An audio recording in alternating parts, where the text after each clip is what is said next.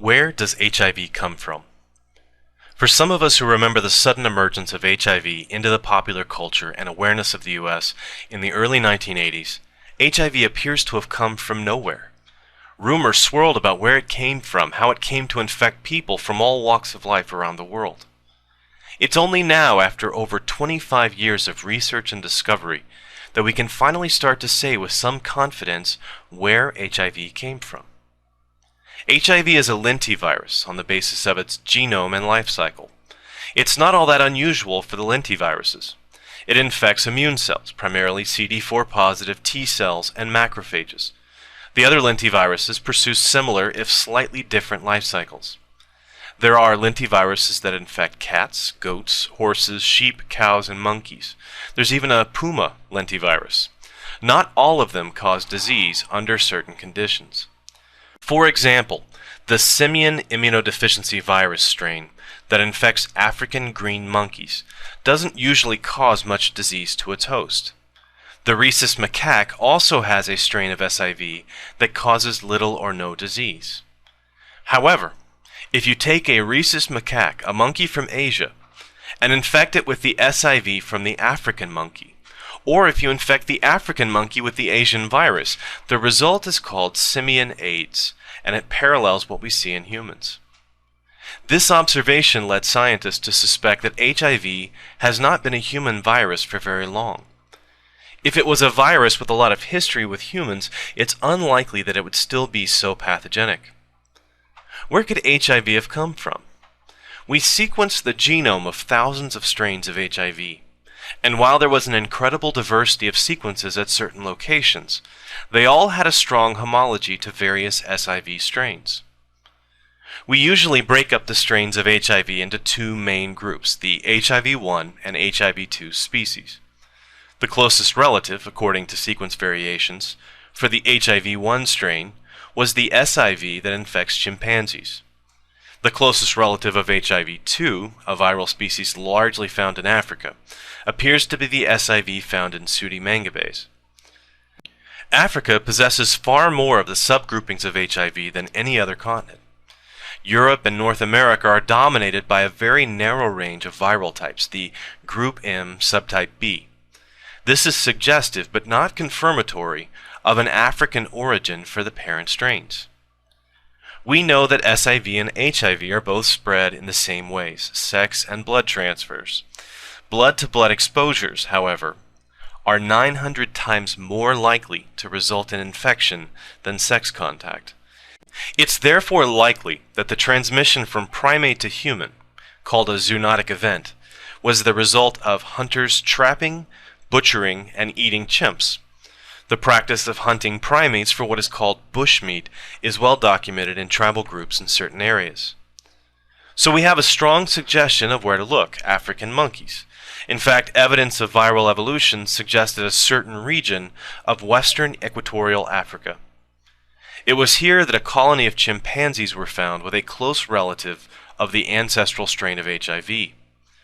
Based on mutation and divergence rates, we can place at least one transfer of virus from chimp to human at or around 1931 in the country now known as the Democratic Republic of Congo.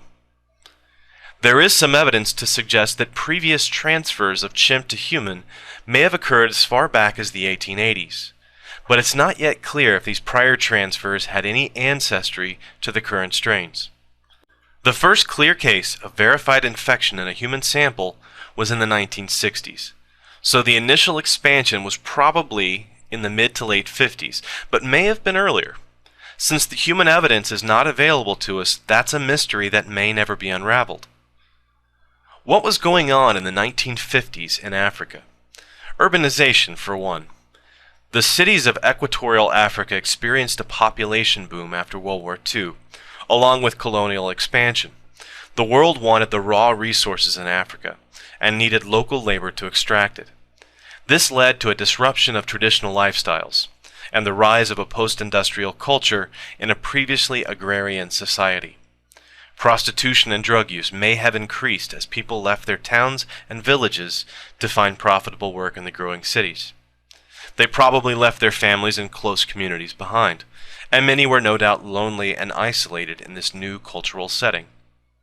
It could be said that it was not African culture that led to the spread of HIV, but the effect of colonialism and industrialization in an area that had frequent contact with our close primate relatives. Previous zoonotic transfers of HIV, and it's likely that there were many over the centuries, from prey to hunter, were previously isolated by the low infection rate from anything but blood-blood contact. It was the addition of injectable drugs, prostitution, and urbanization that probably allowed HIV to escape the small region in which it frequently emerged. It appears that the next link in the chain was either to Haiti by direct immigration, or directly to the US. Or it might have been spread to Europe by sailors on cargo ships and then to North America.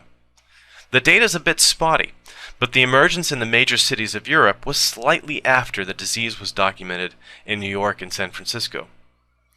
Asia and Russia may have been infected by a second wave of emergence, as their subtype profiles are markedly different than the European and North American subtypes. South America, Australia, and Northwest Asia are a possible third wave emergence.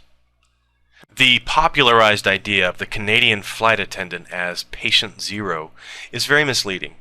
He was certainly not the first case outside of Africa or in North America, but he was the index case in a large cluster of 248 patients in 1983. The other origin rumors that are very prevalent are the man-made pandemic theories. For example, the oral poliovirus vaccine transmission theory, which has no basis in fact, but it satisfies the need some people have for a good narrative, with a shadowy evil agency acting behind the scenes.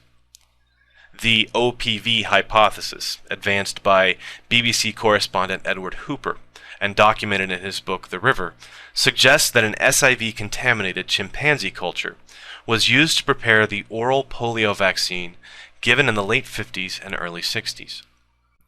His theory, which was effective at selling his book and ignited the imagination of conspiracy theorists, proposed that this SIV-contaminated vaccine culture humanized the simian virus. But as the evidence shows, HIV had emerged in its modern form prior to the polio vaccine era.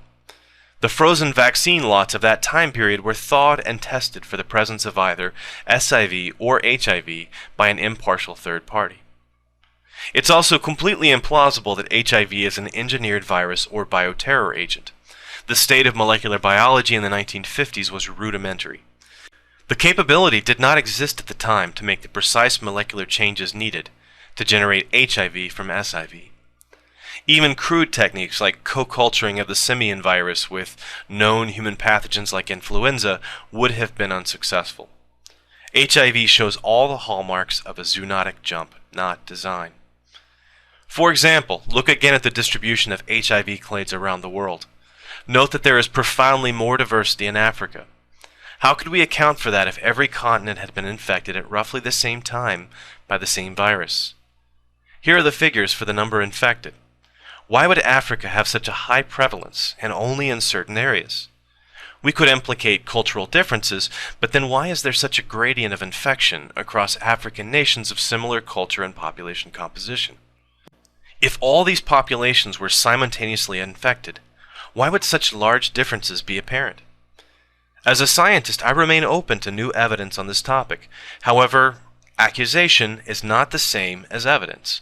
Until the conspiracy theorists of the world do some real empirical testing, their claims can be dismissed out of hand. I hope this has been informative. There's one concluding thought I'd like to leave you with. There's so much information on the internet which isn't based in fact, may be medically dangerous, or based on a paranoid fantasy. Here's a general rule. Call it Concordance's rule. Never take medical advice from the internet. Ask a licensed qualified doctor what the best plan is for your health.